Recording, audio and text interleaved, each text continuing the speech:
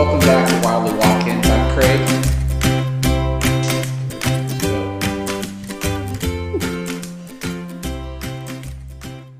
Okay, we're back. So we are going to go on with the story of Jenna. So this is video number 2, and we're going to talk a little bit about what happened at the hospital after her birth. It's an important part of Jenna's story, but it's also kind of a painful one, so just heads up. So at first, everything seems to be good with Jenna. As we're sitting there, Craig was running his hand softly across her head, and he felt a spot. Yeah, it wasn't a normal baby soft spot. It was more to the side of her head versus the top of her head, and it felt like a stress ball. Have you ever felt a squishy stress ball? It just did not feel normal. So it was right about here. When the nurse came in, we went ahead and let her know that we felt something that, we weren't sure was right. And so she took Jenna back to the nursery.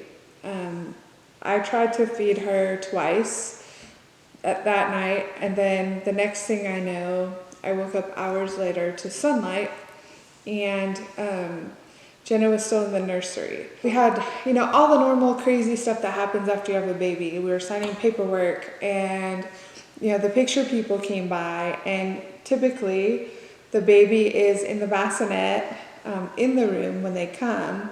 But instead of that, they had to go down to the nursery to take pictures. And we tried to follow them and sneak in so we could watch, but we got booted out. Which is, at the time, we didn't know whether it was right or wrong, but it just didn't feel normal.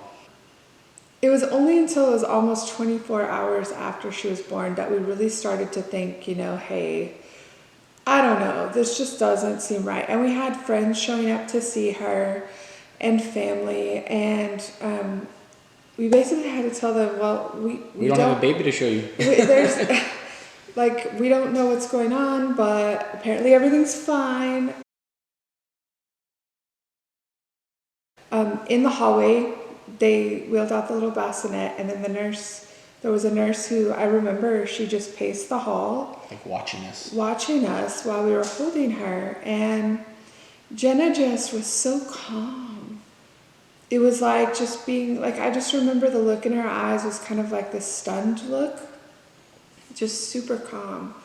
And we just, I just enjoyed the feeling of her in my arms. And the nurse came back and said, okay, that's it. I got to take her back. Maybe 5 minutes. Yeah, it was very, very short.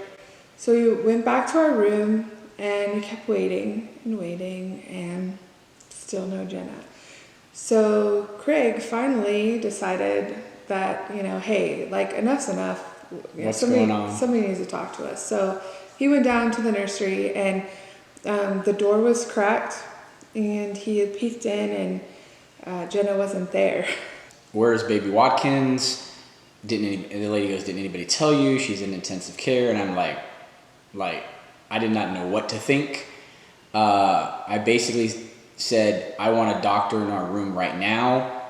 I need to know what's going on. And the doctor comes in.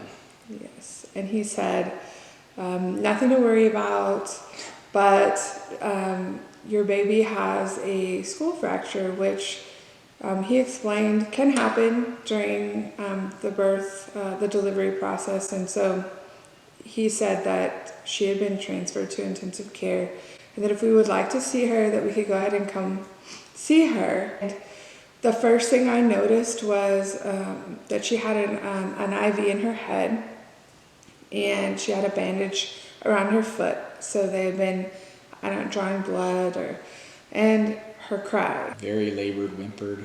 It was like she was screaming with all of her might, but the volume was turned down low. You could just see the straining screaming, and there was barely any sound coming out.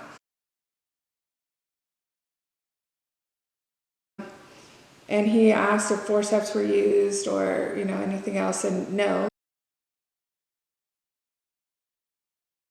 We're transferring her to a different hospital with a good neurosurgery unit. You have 30 minutes. So mom, if you want to go, you will no longer be a patient. You will lose your medical care. And there really wasn't a question, of course. I was going with my baby. I hobbled out to the ambulance. And I remember sitting in the front seat, and my parents had no idea what was going on. They thought everything was fine too. And it happened so fast. So as we were pulling out of the parking lot, I just remember seeing them pulling in.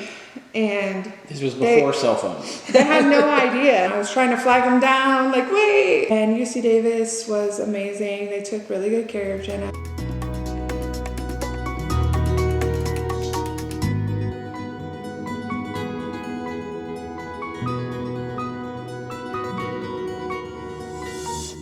So she had episodes of cyanosis, and the imaging report said she had bilateral congenital hip dislocations, which is unstable hips due to abnormal formation of the hip joint during the early stages of fetal development. She had a non-displaced fracture of the proximal right tibia, which is the same leg that was, with the hyperextended knee. And she had, quote, a depressed fracture involving the posterior aspect of the left parietal bone just anterior to the lambdoid structure. So if you know anything about brain anatomy, which I don't. And it is cephalohematoma, an epidural hematoma creating effacement of the cortex, interventricular hemorrhage. Bleeding the brain. Bleeding in the brain. I don't know what is wrong with me tonight. Blah, blah, blah.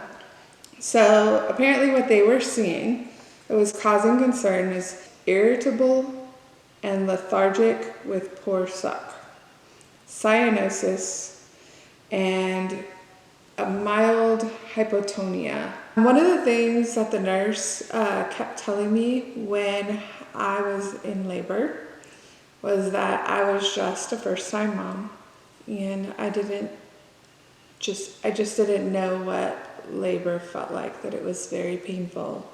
And I think what happened then is I started to second guess myself. I started to think like, okay, maybe this really is what it feels like, and maybe you're just being a wimp. Like, why are you being so wimpy right now? And yes, I know that labor is very painful. What I was feeling, just something told me in my gut that this was not normal. And that being like the squeezing that was happening in my back.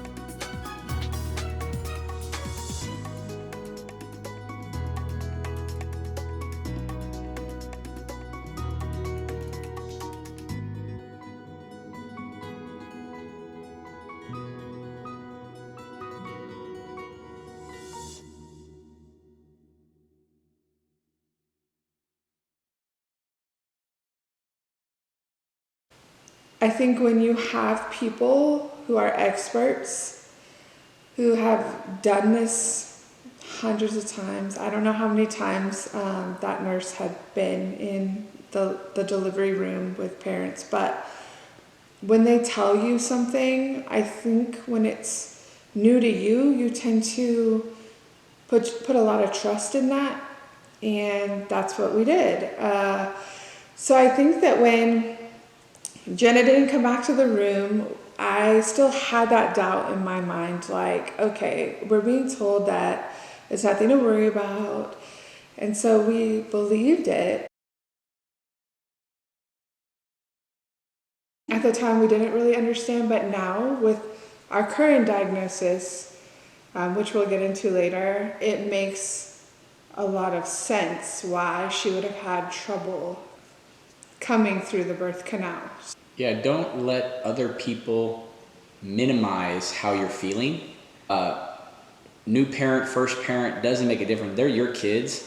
Worst case is you overreacted, made a big deal about something, but what if you really needed to make a big deal about something? And from our first experience being, you know, first time parents and it not going like anyone said it was supposed to go, if I had one thing that we could have done over again, it's been a little bit more forceful, asked questions, forced the issue, because people weren't giving us the right information. So if anytime, don't let other people minimize how you feel. Stand up for yourself and make sure what you feel and what your kids need is the number one thing that you do. And that's going to be it for this video. Yes. On the next video, we'll start going into taking Jenna home and our first time being on our own. So until next time, we'll see you later. See you later. Bye.